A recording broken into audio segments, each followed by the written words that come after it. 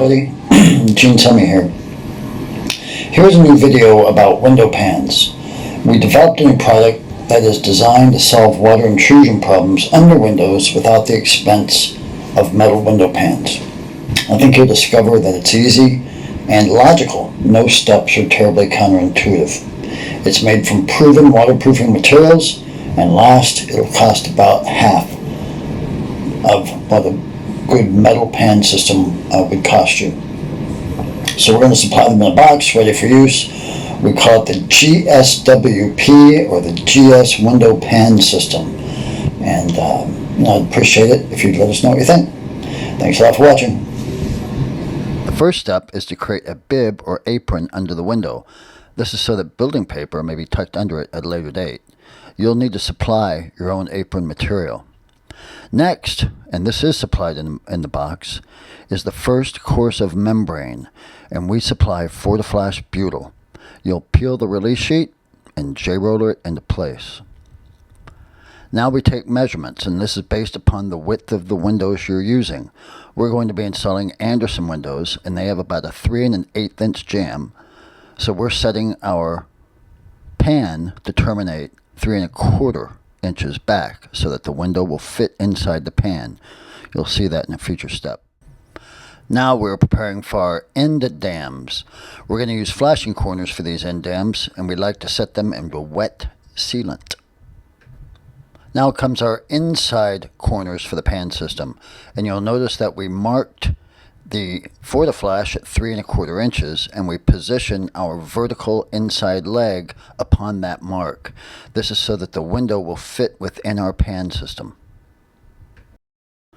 This inside flashing corner is wide enough so it can adapt to just about any brand of window you're going to use.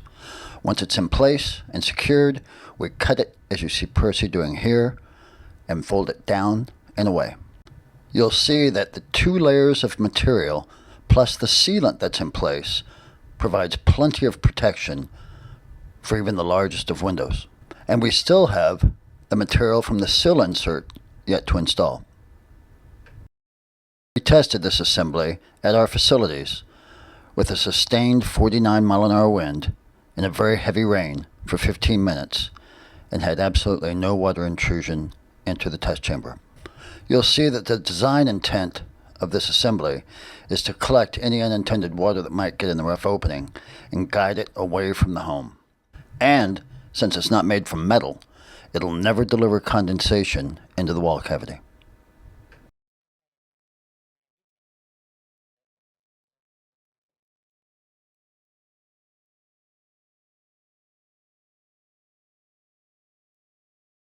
In preparation for the insert that is going to be applied next, we apply sealant.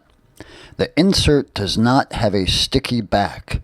This allows us to position it perfectly and then secure it into place.